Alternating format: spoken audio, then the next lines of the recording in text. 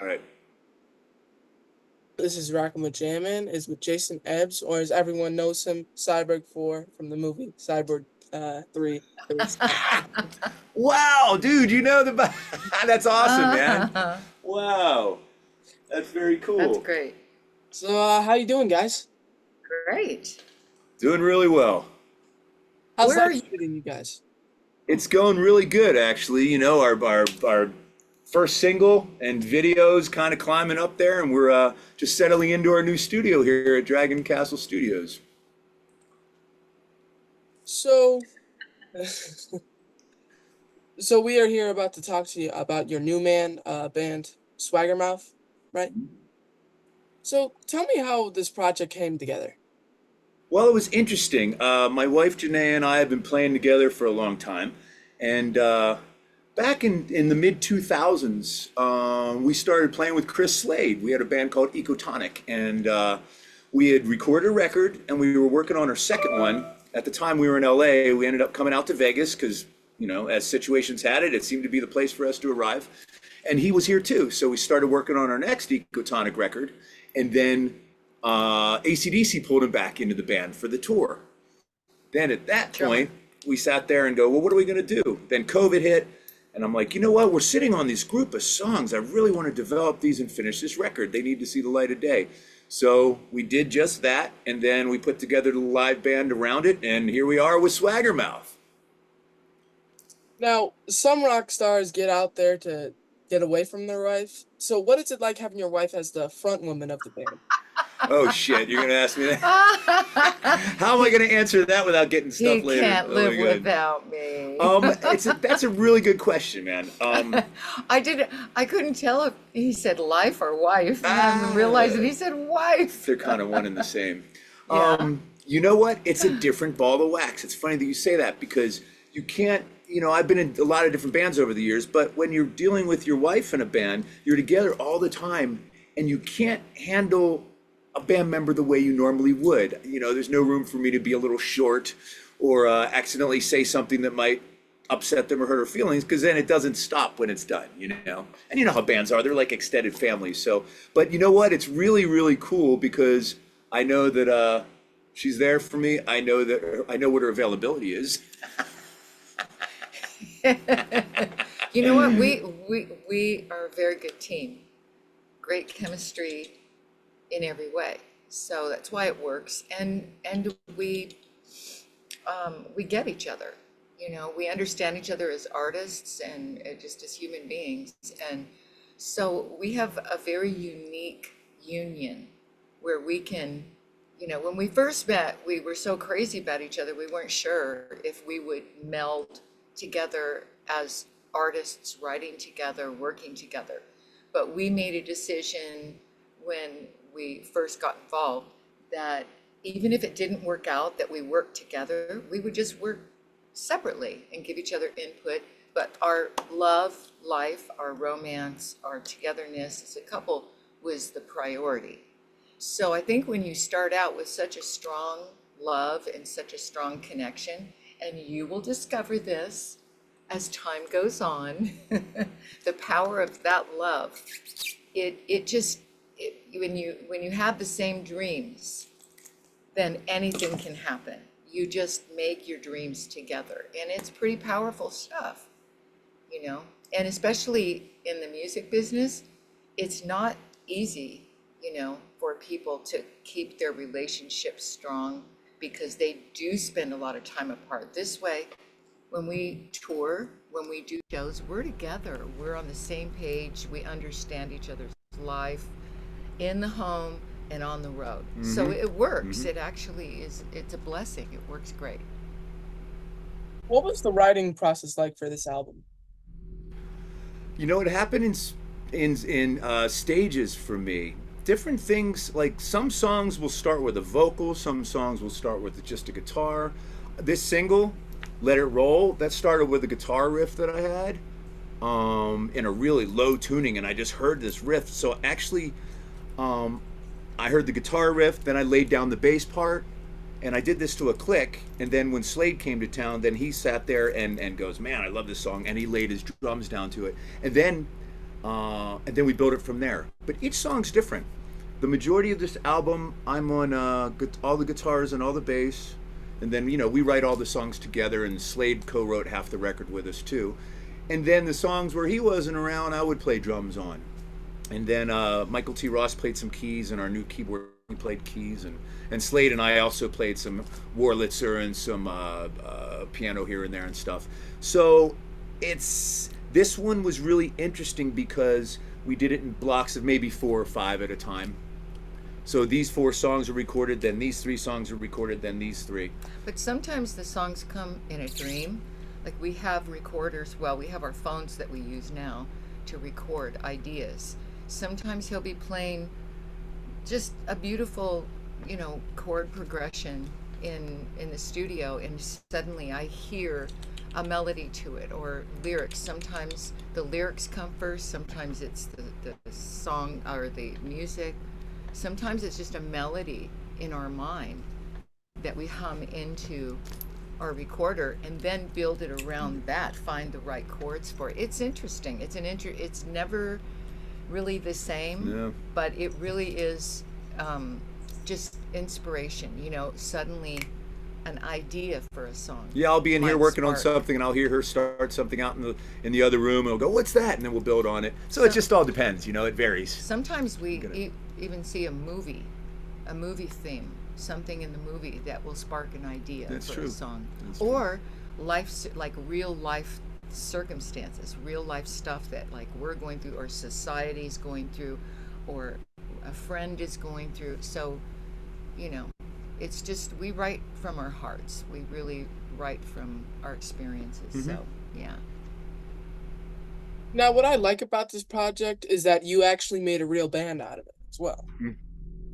Yeah, you know what? When it came time to put together the band, that was an interesting thing because COVID hit, so we had 3 years of downtime. Slade was over in England, and during that course of time, I had been working with a drummer named Billy Kessner on another thing that we were working on, and I was on fretless bass in that. It was great. He was on drums, I was on fretless bass, so I was having a blast just playing fretless bass. And when that thing ended and we opened up, he was my first thought.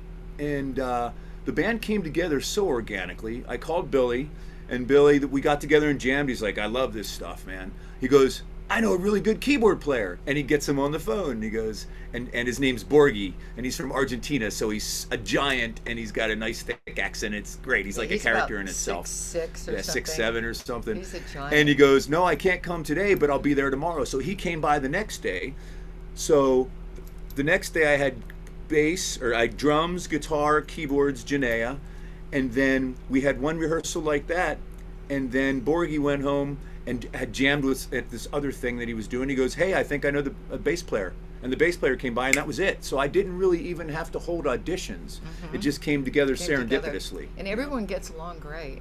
And everybody's cool and hungry and really happy to be involved. And when it came time to put together this band, I was going, well, do I go for friends that I know of mine that are in other big bands or anything? I'm like, no, I want to find a new group with a new Fresh. identity, fresh, Fresh. Like, I know what you mean by like as a rock star camp, you could have like 100 of your rock star friends to do all different guest spots if you wanted, which would have been cool. But how could you tour if each song with a different rock star? You are a You're so wise smart. man, young Skywalker. No, exactly. That's one of the big reasons, and it wouldn't give a fresh identity. And I love all my musicians. Everybody's so freaking talented. I'm so lucky people I get to jam with and play with. But I wanted to have our own identity, and you can't get that if everybody's playing with too many things, or they have another identity from something else. And everyone deserves a chance to shine. Yeah. These guys are all great musicians, great human beings. And so this can help put them on the map too and be recognized. And we love giving them a launching pad. Yeah. Oh, I forgot to that. mention Joseph Yeah. Nile. He's the bass player. I Oh, forgot yeah. to mention his name when we did this. So, and for some reason too, when they came in, I had an identity name for them. Borgi, I made up the nickname. Like stuff. I was just like, they're all characters to me. So What's my nickname? hot Lovey. stuff, I think. Lovey. You bought Imagine Dragons house and recorded the album there, right? Yes, we did. Well, we put the finishing touches. So I had recorded over at my other place, which I had called Ebs Sounds. We bought this house directly from them in October. And, great floated floor, everything's professional. And set it up and called it Dragon Castle Studios. And when we moved in, I was still in the process of mixing it. So I did some overdubs here, and then I put the finishing touches on it and mastered here. Yeah, so this is the first thing that's come out of this room for us. And the Killers did a record here, and Imagine Dragons did their records and stuff. There's so magic it's hallowed ground, and it's, this yeah, there's place. magic in this place. So Now, they kind of handed the torch over. Yep. now, will Swaggermouth be your main focus from here on out, or will you do stuff with the guys from Kiss still? You know what? Swaggermouth's my focus at the moment. I see them around, but they're all kind of busy doing their things. And I'm pouring my heart and soul into this at the moment. Yeah, we're already working on our next record. We have 2 new songs that we've been jamming on. So I'm really excited to get out there, play on this, and start recording new with the guys. What do you think about them going forward as holograms? Yes. You know what? Good for them, man. They broke ground. I mean, as a kid, I grew up just mystified by the fact that these creatures, they created these characters of themselves, and nobody knew what they looked like. That's about the coolest That fucking was thing you can have in brilliant. the world. That was brilliant. Brilliant. And Mysterious. and I think that I don't know if it's something that I would do per se, but let's see where it goes. I knew it was going to continue in one form or another. I had a feeling just because of the nature of the beast. I thought they might put together a younger version, but the hologram thing's interesting. And honestly, I've been so busy I haven't had a chance to check it out too much, so I'll reserve my judgment till I properly get to examine it. Well, there's technology for you too. It's kind of the sign of the times. Yep. A lot of things are changing, and I think it's great that they're so mutable, that they're so able to, embrace whatever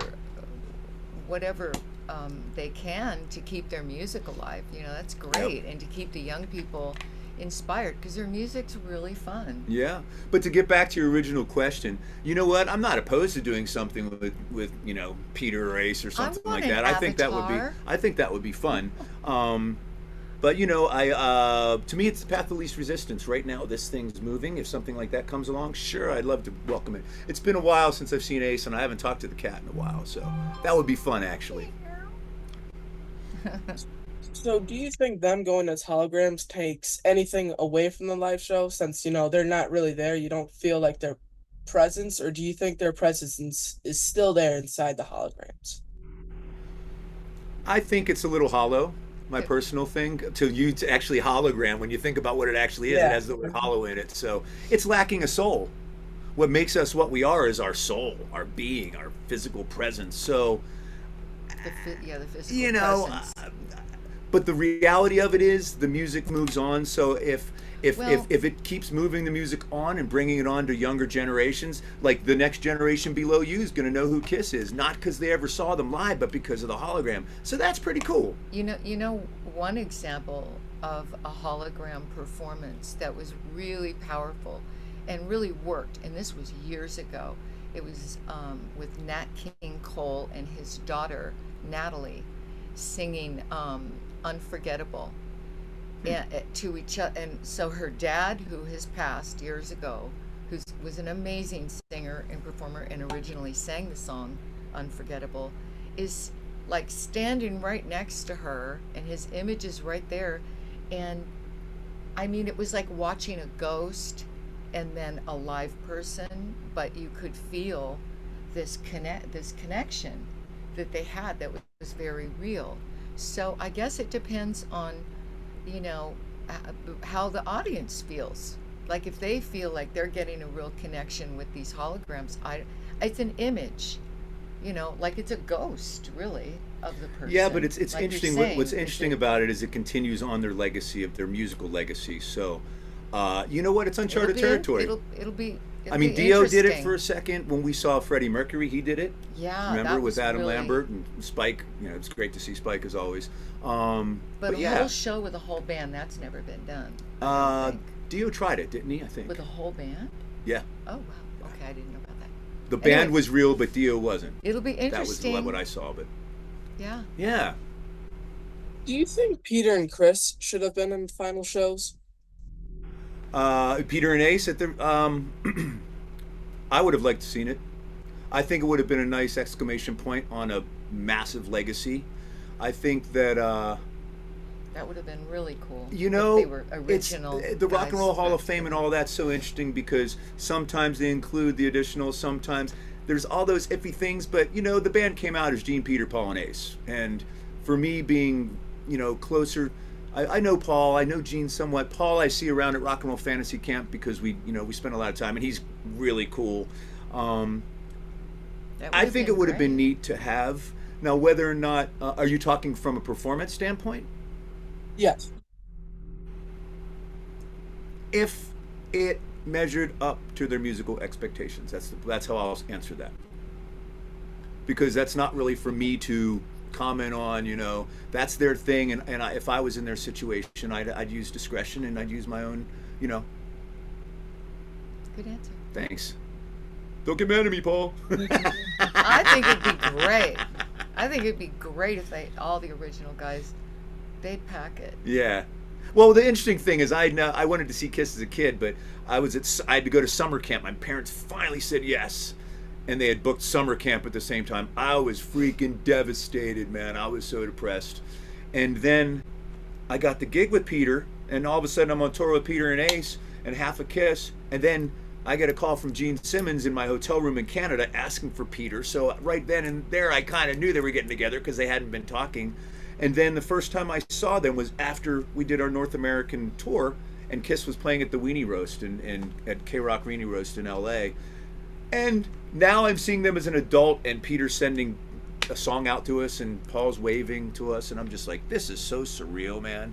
So you know, they changed. If you ask any rock star that's anywhere near our age demographic, Kiss was a huge influence, and they'll continue to be. You But know, it would be like seeing the original members of the Beatles. You know, how powerful is that? That my thought that, on that stuff would be like that. so cool. My thought on stuff like that. If you changed rock and roll in some way, and everybody's still available, I think you owe it to the fans to get back together in that Yeah, original you're form still and alive. let bygones Get be it bygones together. and try to do that. I think that's my personal thing. That's what I would love to see with bands in general. Not only are you, a counselor at rock camp, but you are living the dream playing with some of the biggest members from the biggest bands in the world. Now, how did you hook up with that camp? You know what? When Ecotonic was together with Slade, we were in L.A. and at the time I can't remember if he was in England or Orange County, but he came over to the States and he was doing one of those rock and roll fantasy camps up at the Playboy Mansion. And then I think they had their live performance at the House of Blues on Sunset, which is now defunct. So Slade was a counselor. And so he said, come on down. So we hung out. At the time, Kip Winger was running it. And Extreme was the headliner, so they were there. And I hung out and I realized that I knew a lot of the counselors. Every one of them by name, but some of them by friendship. And I just thought it was a really cool thing. Then when things started to lead us towards Vegas, Rock and Roll Fantasy Camp had a brick and mortar out here, and I reached out to David, and he remembered meeting me at the House of Blues, and I said I'd love to get involved and be a counselor. So that's what happened, and that was in 2012, something like that. They took one look at Jason and heard him play and sing, and they're like, Oh, thanks, babe. "We want you." And then you know what, Joanne Cody, she was instrumental. She was a sweetheart. She was there for a couple years when I first got involved. So I want to say hi. Hi, Joanne. We miss you. Hi, Joanne. Jason is the best counselor. Oh, He thanks, really is. baby. We've been counselors together, and we actually did a contest with all the other, because they're in groups, and we Our band won won, an yeah. award for Yeah. rewriting a song or Yep. something and performing it. Yeah, it was Yep. fun. Anyway, he's awesome. Thanks, babe. Yeah. Has there ever been a time where someone fanboyed way too hard at the camp and you had to tell them to calm down? Has that ever happened before? That a fan did A what? fanboy that came on way too hard at the camp. Or fangirl.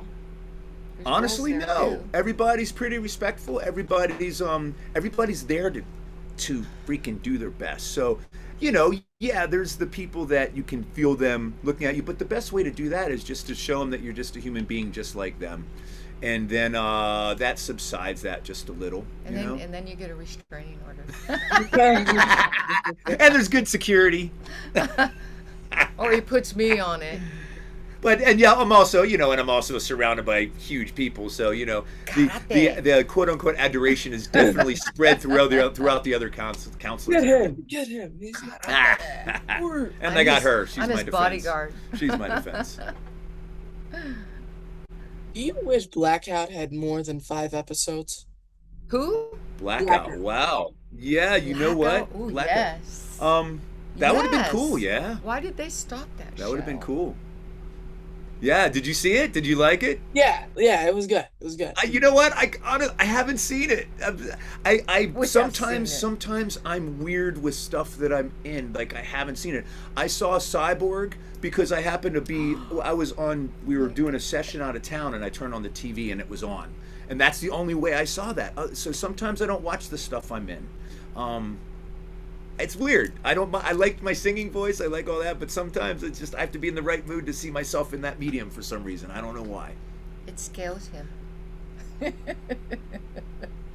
It scales him to. But I see have it. We himself- need to watch it, baby. I He- have it. He's always a I bad have the guy. DVD. He So I always gotta gets watch it. hired to be the bad guy That's or okay. the I thug. like You know, and he's like, oh, scary. Ooh, I scared myself. that. Do you ever think about getting back into acting or no? Absolutely. Absolutely. I'm not really out of acting. I just moved to Vegas where it's not much of a scene as much as LA. So I go back and forth to LA a bit. And, I have a manager that handles some of that stuff for me. And absolutely. I've been working in conjunction with Latigo Films on the musical side and talking about doing some parts. And they have some cool stuff coming out. They actually used one of our songs in their movie Hunt Club, one of our Jason and Janea things. Oh God, what are you going to show, babe? Look, this is his Zed card. my It's God. called. Woohoo! Looky. And then look at this one. Woohoo! Okay, Oh, baby. girls, hold on to your britches. Hold on to your britches. Get out of here. No, Stop it. and then there's Stop it. wait, what's inside? Ooh, something inside. She's crazy. I think I'll hold on to her. There's Jason the I think I'll hold on to businessman. And Jason, the guy with an acoustic guitar hanging off the side of a mountain. That's what we were doing, actually. So, okay, so we've got the businessman, the musician, the Chippendales dancer, and the hippie. Wonderful, man. This is. He's thank so you. multifaceted. Thanks, baby. I had to do that. You're funny, baby. So Let me see what else I can show. now I have an idea for you for a movie. So Okay. the movie's gonna be about the rock camp, but it's gonna be a horror movie where a killer kills all the rock stars. Wow, that's cool. I mean, That's cool. it could be like the guy who was in a bunch of shitty bands who almost made it but never quite, and then he just snaps and kills you. So is it the camper that snaps or the counselor, or you don't know? I think You don't know. You don't know. You're I gonna. think you don't know. So you're You're like gonna- it because it could be disgruntled on either side. Yeah, it could almost like be anyone. Like, you know how like it could be. It could be almost like a mystery. You know, murder mystery. You know. Yeah. like, Yeah, we you love know, murder mysteries. Yeah. Do you ever It's see? funny that you, what is that? The it's- Onion, Glass Onion. Have you ever seen that? That's pretty cool. Oh, you've got to see the Glass Onion. There's well, You'll love it's it. You'll interesting love it. that It's a you're whole murder mentioning mystery this thing. because our next single called "Turn It On a Dime" is going to have an element of that, the video, which I'm about. As soon as I get off this, I'm having a video Zoom about that video, and we have an element of that. It's about betrayal. I can't give too much away, but it's funny. We're on the same wavelength. Skullduggery, I tell you. Ah, It is. It's about betrayal. Skullduggery, turn it on a dime. skullduggery Trying or to steal skullduggery? what's mine. I think it's skullduggery. What? Skullduggery. She always says like the puddle of mud. Skull. She'll add a the word. Skullduggery. We're on Puddle of Mud's bus. She's like, I really like your band, The Puddle of Mud. And I'm like, babe. They didn't care. They thought it was Yeah, sweet. that's funny. Yeah, The you are puddle sweet. of mud. But it's yeah. So our song is about betrayal and undermining someone, like what you're talking about. Like someone getting jealous of you. Really, that's why people undermine other people. But like my dad used to say, no one can get you on the backside unless they're already on the inside. So be careful about who you let close to you. Right? Yes, indeed. Sorry, I'm just laying around. Uh-huh. Yes, indeed. But I think that's a great idea you have. Yeah. Let's make a I'll movie. pitch it today. I'll pitch it to David. Maybe we'll make David Fishoff the killer. Okay. Anyway, great idea. Don't tell too many people. Okay, I promise. I promise. What did he say? He said he promises. Okay. Will you play any shows this year to pump up the new album? Absolutely. We're making our debut at Sturgis this year at Kickstands. We're playing the 7th and the 8th, and then I think we might be playing at Full Throttle on the 5th. So that's kind of, I don't want to say our coming out party, but yeah, Be that's it. careful the words you use. I know. But yeah, we're rumors. excited to do that. Right now, we're getting ready to gear up for the second single and the second video, and we're in rehearsals for all that, gearing up towards Sturgis. And then I think in October we'll be doing a show here as well. So yes, we are. We're in that process. It's interesting, it takes I don't know if we're in time for any festivals other than add-ons and stuff like that at last minute things. So yes, we'll be doing that, but definitely hitting it hard in 2025. We just finished our the release of our song "Let It Roll," along with our music video that's on YouTube. Yeah, you've probably seen that. I think I sent that to you. Yeah, it's good. Cool. What was life like for you on the road? He can't talk about it. Well, I can't well, say that we with- weren't together, but It there were was a lot fun. of girls. I'll put it that way. When There were you lots of girls. when you get on the road, I hadn't. I mean, I'd always been a Kiss fan, but I he was was not. the bad boy, the front man. He was the front man for the Bad Boys of Kiss. So you use your imagination. It was a lot of fun. I had not realized how awesomely insane Kiss fans are until my first show, because I'd never seen them, and I went out on stage. I'm like, oh my God, these fans are the best in the world. I'm glad he got it out of his system before he met me. Let me put it that way. Yeah, there were some ladies here and there. He was very popular amongst the ladies, to say the least. Well, Peter, what did he call? He called me the chick magnet. That was funny. Yeah. Well, you pretty much were. Yeah.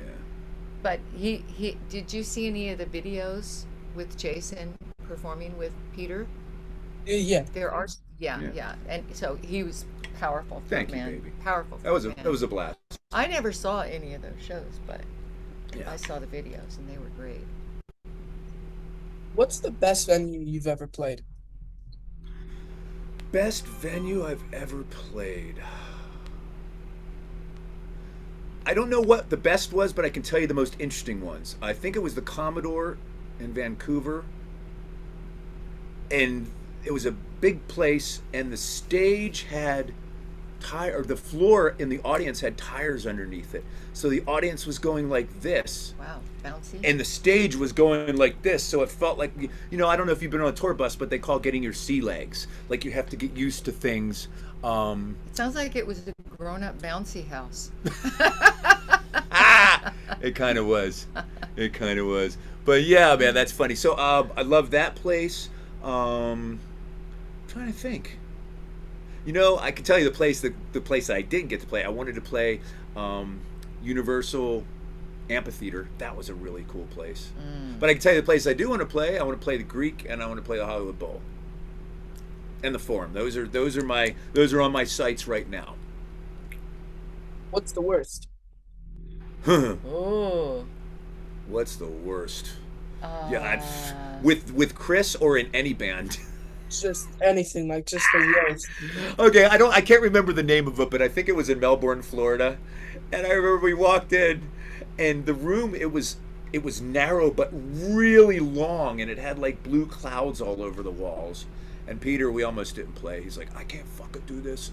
It was really strange. So it was like a narrow stage, but really deep. And that affects sound and Was it everything like that. smelly? Like a smelly bar? Yeah, it had all the above. Those kind of things like dive bars. But you know what? It's rock and roll, I don't man. like CBGB's was a dive, Oh, a Limelight. I had a good time playing the Limelight too. That was dark, but that was cool. What is on your rider? What is on my rider? Beer. What are the drinks you like? Buble, Jack Daniels. I like the flavored carbonated Salad, sandwiches with bread with sugarless meat that's bigger drinks. than the bread. For like Spinal Tap. granola bars. Granola bars. We like healthy stuff. Fruit, fresh fruit. Cough drops. Uh-huh. Water, of course. Potato chips. Potato chips. Treats. Chocolate. We're not too high maintenance. Jason likes M&Ms. We like to roll through. Only Yeah. green M&Ms. Yes. Take all the ones that Van Halen got rid of. I want all those. We're not high maintenance that way, Yeah. really. Yeah. Do you have a ritual before you go on stage? I do some vocal stuff. I stretch out a little bit. I always pull the band together on stage and we put our hands in and we look in each other's eyes and say, all right, let's have a great show. I like to connect because once the music starts, depending, do. there's a lot of other issues that are at play, sound and everything. And We usually kind of hold hands, say a prayer. all right, God, here we go. Let's have a And- great show. Everybody be safe and I think happy, and I'll see you really inside good. the music. It's really good to energetically unify before a show and do that and connect with each other. But I like to pull Yeah. aside, for 15 minutes, get my own space, get ready, do what I need to do. Because it's not really the show that gets us nervous, it's the things that can go wrong during the show, amps and stuff. So But I like it's- to center myself, and then we come together, and then we hit the stage. Yeah, it's a great way to kind of create a sense of calm because there is a lot of excitement before a show. So it creates that nice kind of center your energy and then go out there and bam! Yep. Rock and roll! Rock and roll! How do my followers follow you? Swaggermouth.com, Swaggermouth on Instagram, Swaggermouth on Facebook, or Jason Ebs, EBS. And YouTube, Rock Avenue Records USA. They have a YouTube channel that's showing all their stuff, so that's good. Yeah, man, those are probably the main ones. They can get their music there. And do you guys have merch? Yes, we're working on it. On The the thing is, this band came together. Since we got our deal and everything, I've been rushing to keep up with the demand, so I had to put the band together and then get records and all that. So it's coming. So we will have merch. There'll be what's that? Oh, Janea made our logo, SM. So we have a nice little logo now. No, but I also made the whole logo. The that's- mouth. Yeah, I put it Swagger together. Mouth. She usually draws this stuff I out drew it freehand, out. and then I put it together in the computer and, Yeah. and do the graphic artist side. But of he always things, takes the credit So yeah, for it. So, I mean, I have to say you asked me what it's like being in a band with your wife. I have There to it is. say There it is. Right something. there. Right there it is. I have to say, give credit where credit's due is babe, what I I always give you say. credit. It's important. Are you gonna hook me up with some fresh gear, man? Come on now. Yeah. Some what? Fresh Some gear. fresh gear. Absolutely. You want some swag? Yes, I'll give you some man. swag. Let me know where and when. I'll send it to you. What size T-shirt do you wear? Large. Cool. Okay. And where are you based out of? I'm from Buffalo. Ah, New York. Okay, so you're like right up there and near the Niagara Falls. I grew up in PA and born in Jersey, so I know the area. By the way, I love your decor. Yeah, good I love vibes. all your posters. Very cool room. Thank you. I appreciate Good job. And by the way, I want to say I really appreciate the fact that you're carrying this rock and roll torch. You know, as you can see from the video, we believe in that stuff. So, we shot some scenes at Rock Stars of Tomorrow and featured them because I believe that the youth is carrying on the tradition of rock and roll. We need to get it. We need to keep it here. alive. Keep it Keep it alive. here. What is your definition of success? Being happy and not having to worry about the basic fundamentals. Being happy spiritually, mentally, physically, and being able to live in an area that you like, in a situation that you like, without having to stress too much about how to keep it. And having quality relationships. It doesn't matter how It's many not quantity. fans you have, and fans are wonderful to have, but it's the core people in your 5 good life. friends or whatever. You need people that Even- that'll take a bullet for you, you know, that'll pick you up when you're falling, friends, and close family, just a family feeling, Mhm. you know, and that kind of happiness, you know, money can't buy that. Yep. But money's really nice too. Yeah, money's good. Because then you I'm don't not have to worry opposed to about money. bills. I'm not opposed to money at all. The whole enchilada. The whole enchilada. The whole enchilada, yeah. Health, good health too. Yep. Now, in your career, have you met that definition of success? I always strive for more, but if I died tomorrow, I'd be happy. I mean, she wouldn't. But What? no, I'm That's saying not true. I feel I'm- fulfilled. Like I've reached. You know, if I look at sitting on the bed as a little kid playing guitar with Kiss posters all over my wall, and something happened, God forbid, I think that I'd feel fulfilled. But I'm still shooting for the stars. I always say, shoot for the stars and don't rest till you get to the moon. I'm happy. You know? Like if I died tomorrow, I I'd would be feel like I miserable. lived a really Yeah. full life. I would be sad about the people I'd leave behind. Yeah. That I'd want to still be But with. we're all just renting. We're only here for a little. You know, we're here for a fraction of time compared to the universe. So, so yeah, that's the thing. You know, and I believe in following your dreams. And this is kanji.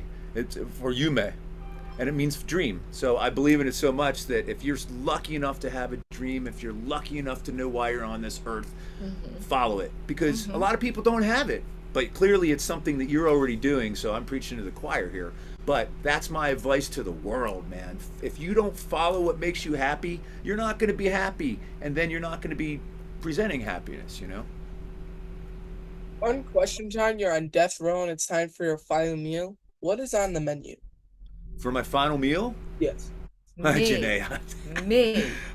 Oh my I'm God, you're on his funny. menu. Yeah, she's on my menu for sure. I would say a T-bone steak with lots of mushrooms, a lobster tail, some scampi, some linguine. No, not linguine. Some angel hair pasta, some asparagus, some.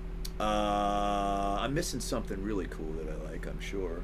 I know what mine would be. Oh, and like some nice chocolate cake was dripped in all kinds of stuff. Mine with would some be vanilla like ice cream.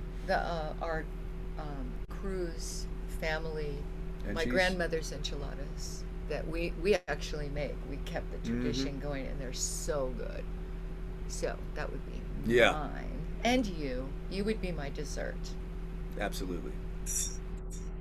If you could have any superpower, what would you choose?